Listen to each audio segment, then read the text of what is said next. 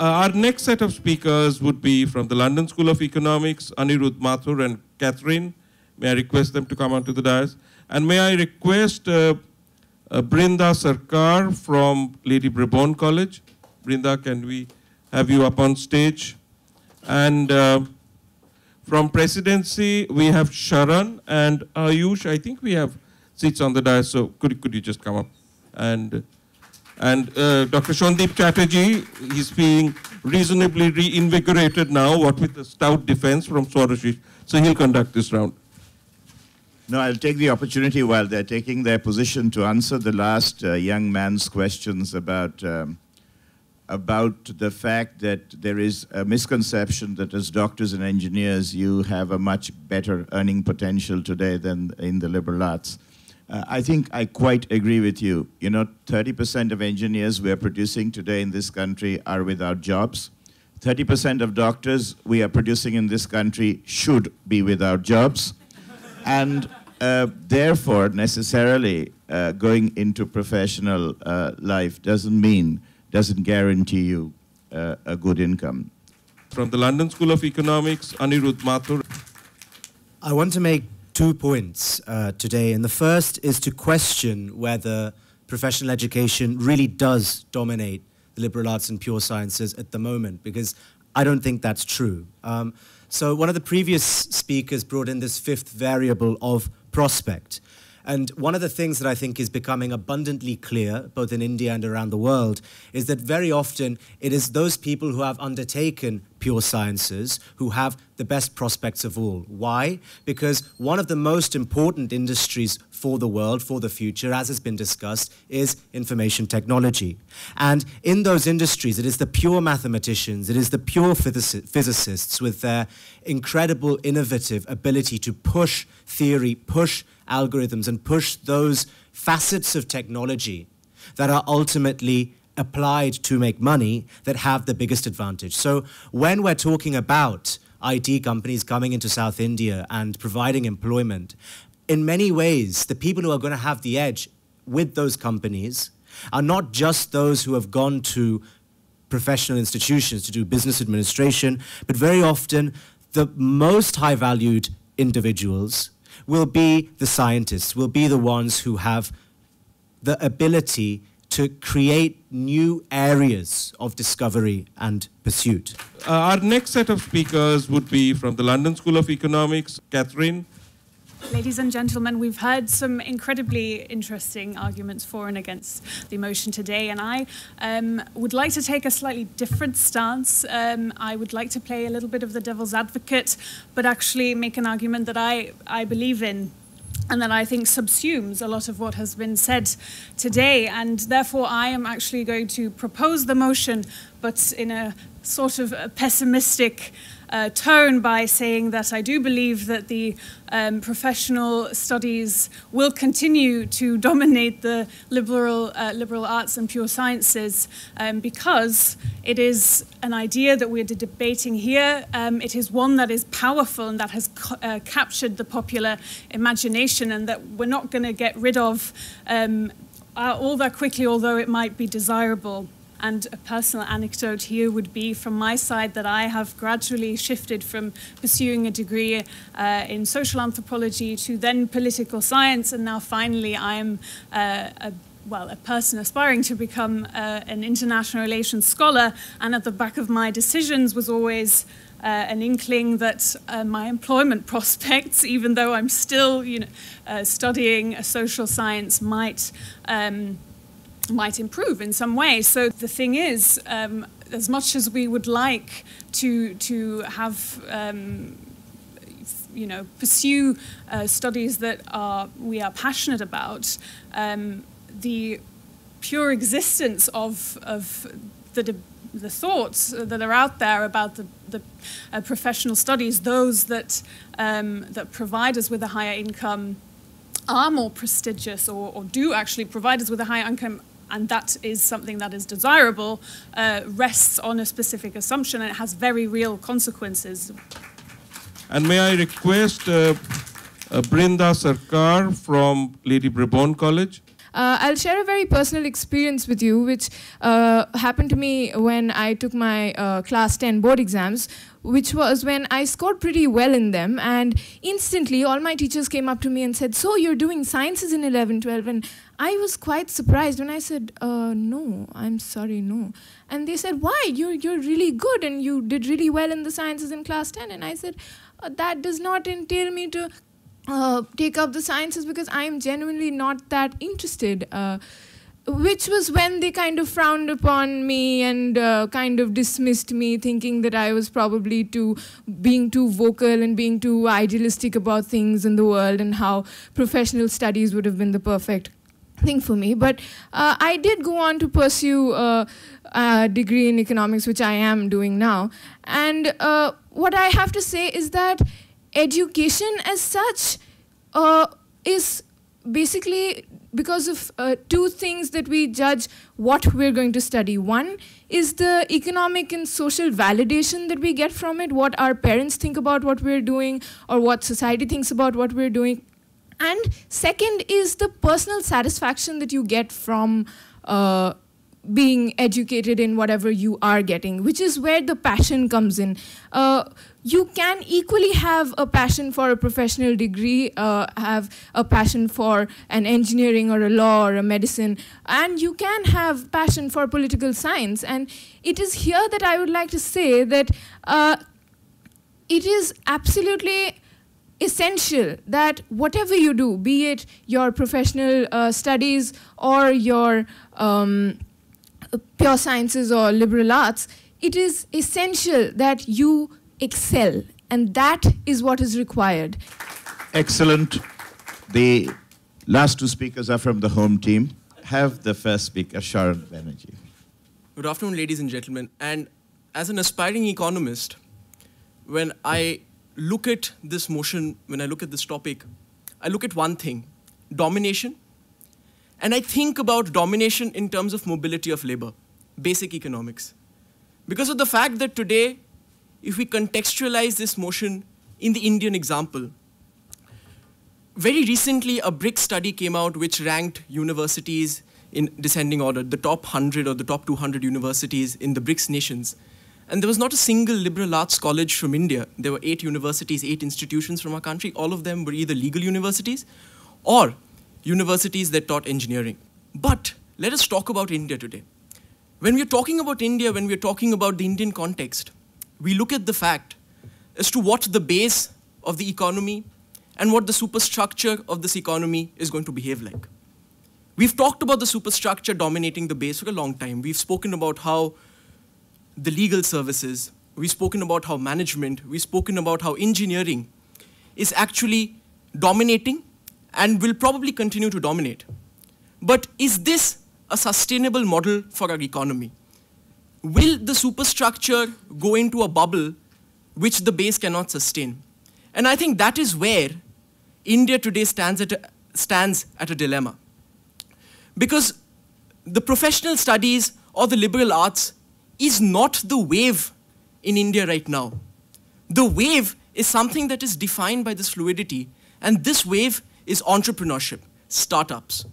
And when we are talking about startups, we are looking at people from literature, we're looking at people from engineering backgrounds, we're looking at people from law, coming in and creating an environment of entrepreneurship. And that is today the wave in India. And why does this wave in India exist? Because of the fact that all of us as a society know that our country is going through something that we call jobless growth. The job market today is absolutely saturated in our country. We're talking about 7% growth, 8% growth. We don't see that in real life. We're not seeing the fruits of growth in our country. And when we're talking about startups, when we're talking about activating the hidden talents, when we're talking about human capital formation, we must understand that this cleavage of domination that is existing has to transform itself into fluidity, which is where I think Anigot came up and spoke a lot about interdisciplinary involvement, interdisciplinary action. And that is something which is very relevant because today, when you rank universities, you not only rank them in terms of placements, you're also ranking them in terms of research. Indian institutes of technology are also ranked in terms of the amount of research that they produce. So when we're talking about professional studies, are we looking at the quantum of people engaged in professional studies? If you're talking of the quantum of people engaged in professional studies, yes, this motion is an absolute no-brainer. Professional studies will probably win hands down because not only of the number of people who are engaged, not only because of the number of people who are aspirants into streams of professional studies, but we understand the fact that the effect of professional studies is something that we need to take into account. Thank you, Sharon. Can we have Ayush? The speaker before me said that the motion was a no-brainer because when we consider the quantum of people who take professional studies vis-a-vis the people who take up liberal arts and pure sciences, the motion falls flat on its face, he said. I'd like to disagree there because India turns out, say, 20,000 doctors a year, and the number of English literature graduates turned out in India is way more than that. So if we were to take this motion in its literal numerical sense, the motion would fall on its face. I've been very confused whether to propose or oppose the motion, but I've decided that I'm going to be a very reluctant proposer of the motion. We have a doctor on the panel here, and the reason that his profession is perceived to be dominating a liberal arts profession is because doctors today, and doctors always have been very visible in society. And I think visibility is something that we cannot change in a generation or two. So professional studies like medicine and law will continue to dominate liberal arts and pure sciences studies for quite a long time to come. And it is not just an India thing. In India, the middle class always goes for the professional studies because it is seen as a ticket to prosperity.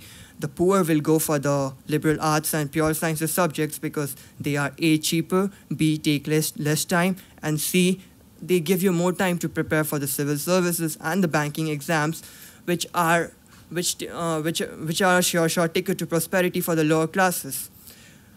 I'd like to talk about Japan now because the Japanese premier is visiting India, and while I talk to you, my prime minister is probably chatting up the Japanese prime minister at the ghats of Varanasi. When Shinzo Abe came to power this time, he very curiously launched a proposal which said that they are going to cut back on liberal arts courses, and I quote ad verbatim, they're going to introduce courses which are more practical and which better anticipate the needs of the society. Now, they issued a circular asking all universities to scale back these courses. University of Tokyo said it was rubbish, and it won't. And the move was touted as non-intellectual. I think liberal arts will continue to be what they are, and pure sciences will continue to be what they are, and will be taken up by people for passion. But I think professional studies will continue to dominate in the subcontinent at least. We go to the last two teams who are not involved with politics of this country, Oxford and Cambridge. Shandip, I think you slipped that because Oxford and Cambridge sort of dominates our policy making, our civil services, our parliament, and, they dominate, I think, more than they dominate in their home country. I think they dominate more in India than they do in their own home country, in many ways.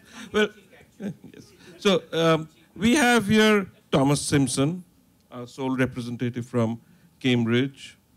And we have Cheesy and Daniel from Oxford. I'm going to start with a personal anecdote. I am a sort of mythical creature that certainly my mother, and from the sounds of it, many mothers and fathers from this part of the world, don't believe exists. That is a graduate of a history degree with a job. So I guess I've got a slightly skewed sort of look at this. So I'm going to do a couple of things in this speech. Firstly, I'm going to look at some of the ideas that we've already heard about whether or not this sort of dichotomy between the professional studies and the pure sciences and liberal arts is a fair one to make. And I'm going to suggest that in many ways it's not, but then I'm going to look at specifically why the idea of that dichotomy perpetuates, and the dichotomy between passion and prosperity, in particular, considering those decisions that some people have to make. So firstly, I think it's important for us all to recognise, as indeed many people have, that sort of both the liberal arts, the pure sciences, and the professional studies are incredibly important to sort of the richness of our modern human experience. I think the richness of our modern human experience can be summed up in one quite simple thing, which is the thing I've got here timing me, which is a smartphone.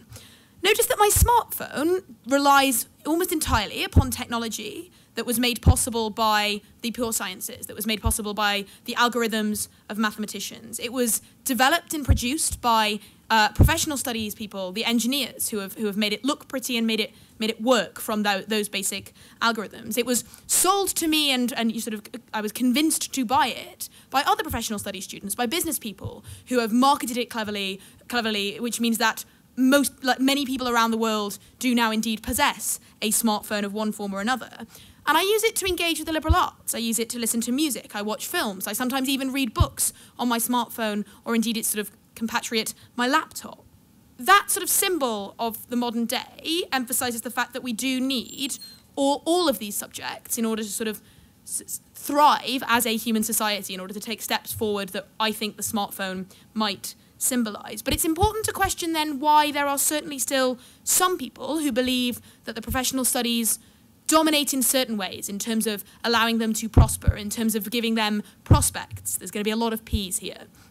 I'm going to talk specifically about the UK, and then I'm going to make some wild generalizations about this part of the world based on what more informed people have said before I started talking. So firstly, in the United Kingdom, people who are first-generation university students, so whose parents have not attended university, are overwhelmingly more likely to apply for a professional studies degree, to apply for engineering, law, or medicine, than they are to apply particularly for liberal arts, for history, for languages, for English literature, but also more likely than they are to apply for the pure sciences, physics, chemistry, biology, maths. That is largely to do with the fact that they often come from less prosperous backgrounds than people whose parents did attend university. That's just kind of how the economics of UK incomes works. And so I think it's important to recognise that for the less prosperous in the UK, this dichotomy is seen as one that is very much true, one that exists between professional studies, which will allow you to prosper, and the liberal arts and the pure sciences, which perhaps won't. And it sounds like, as sort of the eminent Vice-Chancellor, and indeed sort of my colleagues who've already spoken from India, from Bangladesh, from Pakistan, it sounds like that is a dichotomy that also exists in this part of the world. Daniel from Oxford. There's an expression, those who can, do. Those who can't, teach. As a graduate in pure mathematics alongside philosophy, so a pure science and a liberal art, who's now a teacher of mathematics, I think that places me very firmly on the pure science, liberal arts, doesn't have a whole lot necessarily of job prospects camp, a very natural choice to oppose the motion today. But I was thinking, especially earlier on during this event, when there really seemed to be nobody wanted to stand up in the proposition camp, maybe I'd just throw my speech away and write a new one for proposition. You could frame this as being a two-faced debater with no principles who's happy to argue whatever he feels like arguing. But I'm going to introduce, after I think we're at 6 Ps now, an F into this debate, an F for flexibility. And that's what I'm going to argue that the liberal arts and the pure scientists give graduates, and that's what I'm going to argue distinguishes them in an important way from the professional studies. Because I think that flexibility is something that is increasingly needed in today's society and will be increasingly needed as we move forward. Because the children that are going to school at the moment will very likely go through several unrelated jobs before they retire when they're much older. Because many of the children growing up at the moment will finish their careers or be halfway through their careers in industries which do not currently exist. And the great singular downside to a degree which specializes you for a particular job is that it leaves you vulnerable to those kind of societal changes. And pure sciences have always been professional degrees. They have always been the degree that one needed to study in order to become a professional. The difference is that now we have a new breed of degree, a degree that says industries have sprung up which need a particular body of knowledge. We will give you that body of knowledge, and that will enable you to take part in that profession. So in some ways, the question is whether yesterday's professional studies, today's pure sciences and liberal arts, can stand up to the onslaught of degrees that are frankly more useful, even if they're no less interesting. So what's going to differentiate liberal arts, pure sciences from professional degrees? We've already seen, and I do not wish to dispute, it's not passion. You can be equally passionate about a professional degree as you can about a liberal arts degree. It's not interest. They can be equally interesting. There are certainly the intricacies of medicine, the intricacies of law, engineering, or accounting, absolutely just as interesting as any liberal arts degree or any pure science. The last speaker, Thomas Simpson, our sole representative from Cambridge. When we look at the value that you gain in education, there are two main things that you can gain. One, you learn stuff. So if I'm having brain surgery, I obviously want my neurosurgeon to know what he's doing. But the second and perhaps more important thing for a number of the degrees that exist today is what it's able to signal about things and characteristics that I already have. So if I get a university degree, it shows a few things. It shows that I'm reasonably intelligent. It shows that I'm reasonably hardworking. And it shows that I'm sufficiently conformist that I chose to go to university. And that's an important one because there might be some brilliant guys who come straight out of school who are eccentric geniuses, but firms might not want to hire them because they might be a bit weird or unable to relate to other people. And that's something that university is able to show because of the fact that you've signed up to do that. So what does this mean? It means that a lot of the value we get from liberal arts is about showing things that people are already able to do and skills that they already have. So if you're teaching something like neuroscience, you're quite limited in the sorts of arbitrary hoops that you can get people to jump to prove whether they're going to be good enough at these kind of innate skills, whether they're intelligent or hardworking enough, or whether they happen to be sufficiently conformist. Because your main focus is necessarily on teaching a specific set of skills. Because as I said, you want your neurosurgeon to have a good degree of professional knowledge. But if you remove all of these constraints, what you can do in a liberal arts or pure sciences degree is design a set of incredibly arbitrary hoops for people to hop through, which actually test them out in a way that you might not be able to do if your main focus was in getting a professional degree. And this is important when the job market's changing, and many of the jobs that are going to be important are ones where we need to be focusing on types of skills that people might otherwise be unable to prove. In this country, prior to independence, the only way you were guaranteed a job was if you became an engineer and you became a doctor, then the East India Company or the British government would give you a job. If you were a student of liberal arts or a student of pure science, there was absolutely a guarantee you would be nowhere and get nowhere in this world. So what the parents did to persuade their children to take up engineering or medicine or law was to guarantee that in pre-independent India, their children were guaranteed a security of a job. This, what we face today, and what we've heard alluded to today in terms of parental influence, is in fact a hangover of our colonial past. And that's really why it's different, the perception is different in India and Pakistan and Bangladesh than it is in Cambridge or Oxford or Toronto.